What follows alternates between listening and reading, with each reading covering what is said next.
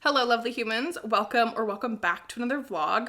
While we were apart, I did start another book, and this is The Prince Without Sorrow by Maitreyi, which is Sakara. I'm like 45% of the way through with this, and I fear that if I continue reading this book, I'm gonna enter a reading slump. In this book, we follow two different perspectives. The first character we meet is Shakti, and she is a witch in a kingdom that hunts witches.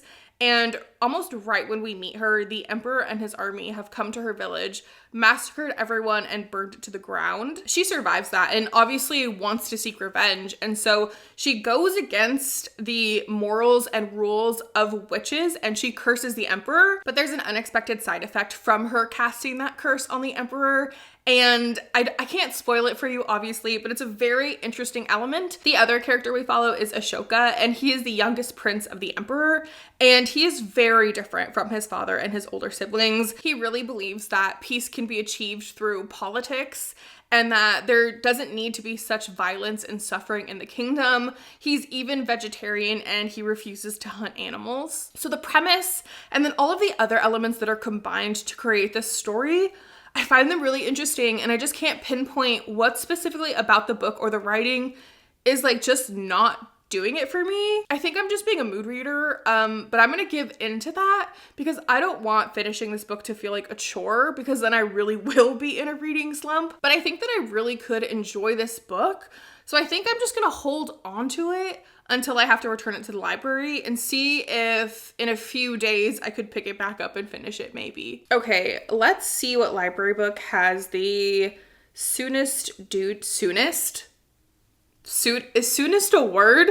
Okay, What Wakes the Bells? I think in last vlog I accidentally thought that this was a Hunchback of Notre Dame retelling, and I do not think it is. It says, when an ancient evil is awakened, a bellkeeper must decide how far she is willing to go to save her sentient city and which of her loved ones she is willing to kill to do it. That sounds good. Okay, yeah. So that's the book that I'm going to start reading today.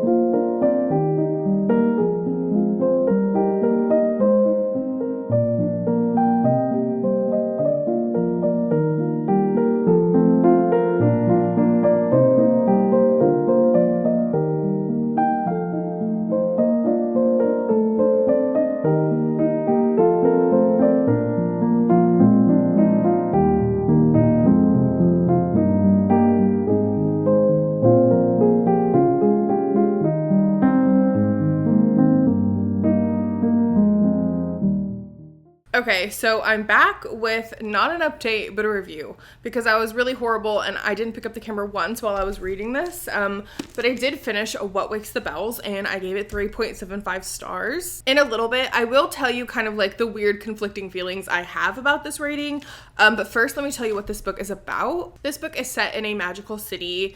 It says it's sentient, but I'm not really sure that it is. But basically, like, the city is continually, like, growing. So, like, the literal, like, stone and stained glass of the city is, like, expanding, or it can fix itself. And we follow Mina, who is a bellkeeper. And basically, every single night, she has to stop the bell from ringing for a 13th time.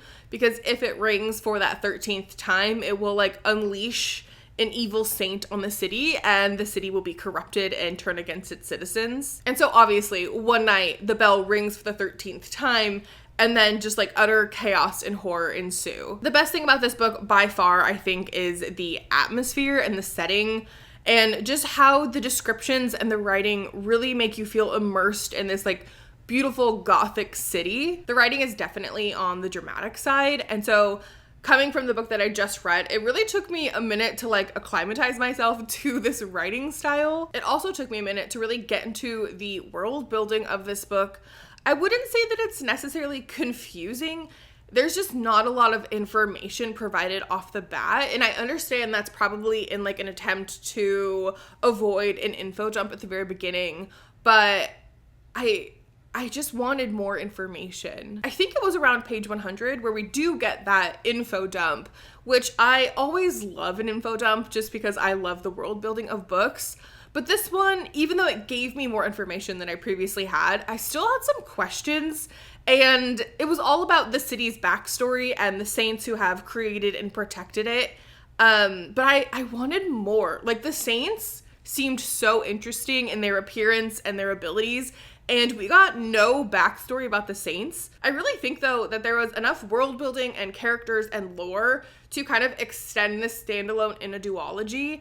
And so after finishing it, I just feel like there was a lot that I didn't get to explore, which is a real shame because I think I would have loved a lot of that. Now that the fallen saint has been released from his bell, every day at nightfall, the gargoyles and the other stone statues in the city come alive and start attacking the citizens. And I really liked how the book doesn't shy away from like the horror and gore of those experiences. I will say though, with these action scenes, a lot of the times it did really draw me out of the story.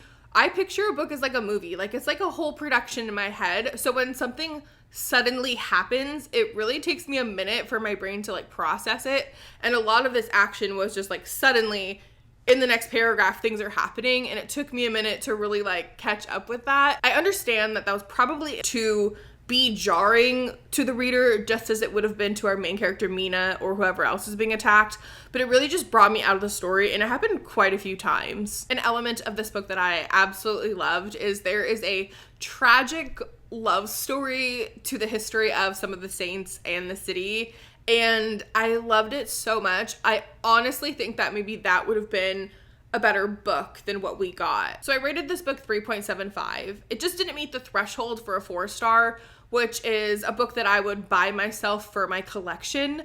But in the past, something I've rated 3.75 star, like A Dark and Secret Magic by Wallace Kinney, I think, that really grew on me, and I couldn't get the story and characters out of my head. So that book grew into a 4 stars. And so I think there's potential for What Wakes the Bells to also grow into 4 stars. I don't know if this makes sense, but I think this book could have been something that I really, truly loved.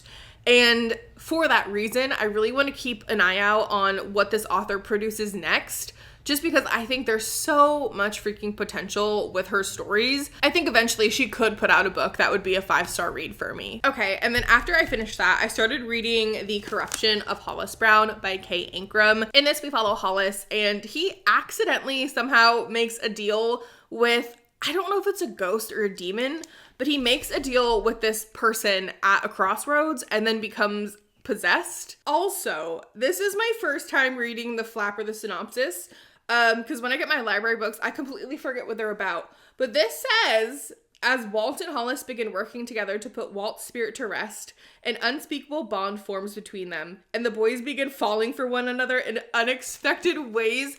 Wait, I didn't know that that's where this is going. Oh my God. That made my heart flutter a little bit just at the potential of how much I could love this book with that storyline. I picked up on that vibe a little bit, but I didn't know that that's actually where the book was going. Oh, I'm so excited. I'm already on page 89, and this book has felt just like so quick to read. And I think it's because instead of chapters, they're like scenes that only last like a page or two. And I'm really, really enjoying that because it just feels like I'm flying through this.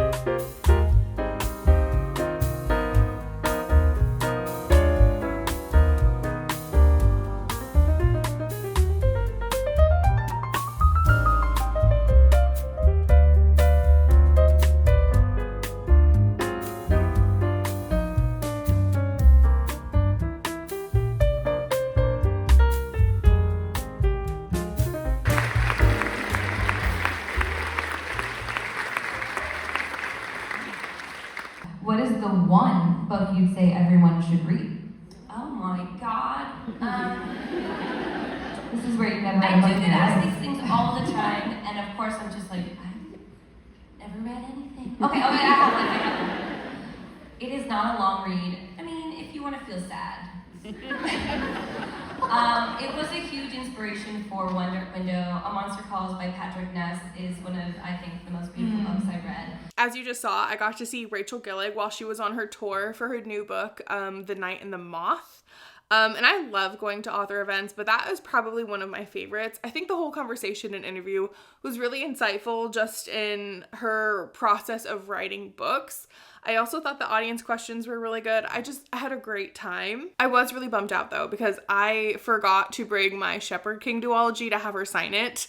Oh, so like I was a little bit heartbroken, but hopefully there will be another event where I can get her to sign those in the future. I don't know when I'm going to get around to reading The Night and the Moth, but I am still really excited to, just because I really love Rachel Gillig's writing and her prose. One Dark Window is just one of my favorite books ever.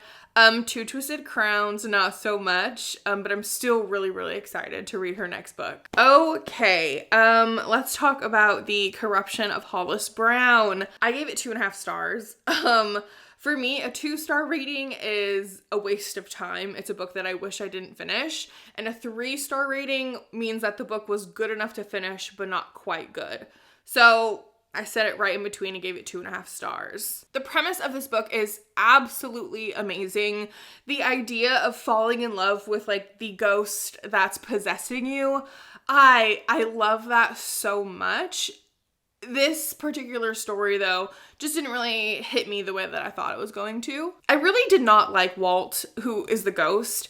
He came across a little bit cheesy to me. I don't know. It's just really hard for me to enjoy a romance and a relationship between two characters when I don't like one of them. I already don't like when books romanticize codependent romantic relationships. It took teenage me a very long time to not romanticize that dynamic. And so when I see it in books, I just, it's not for me. But to add that to me not liking Walt, there just was not a lot in this book that I really could root for or was even enjoying. Honestly, I'm really surprised that I finished this book. I think it's because of like those really short scenes. Like this book is such a quick read. So at least it has that going for it. My favorite thing about this book was the setting. It's set in this rural small town that used to have like a factory and industry that really provided jobs and helped boost the economy of this area. And when that shut down, it really impoverished the people of this community. And I do like how that was explored a little bit. Another thing that I thought was pretty cool and unique is that because Walt and Hollis are inhabiting the same body, they can at the same time be in control and have feeling of different body parts. So I'll let you imagine how they would navigate that in a romance. So yeah, The Corruption of Hollis Brown was not for me. I don't necessarily think that Ancrum's writing is for me either, but I just pulled it up on Goodreads. It's got 455 ratings and it's rated at a 4.4. So I think if anything I've said, or if anything in synopsis really like sparked an interest, I think you should pick it up, because worst case scenario, you don't like it, but it's a really fast read, so it gives you another book read for the year. If you've read either of these books, I would love to know your thoughts on them. If you thought my animals were really cute, let me know in the comments. I hear comments help boost videos in the algorithm, and I would really appreciate it. Thank you so much for watching this. I hope you have a really lovely day, and I will see you in the next vlog.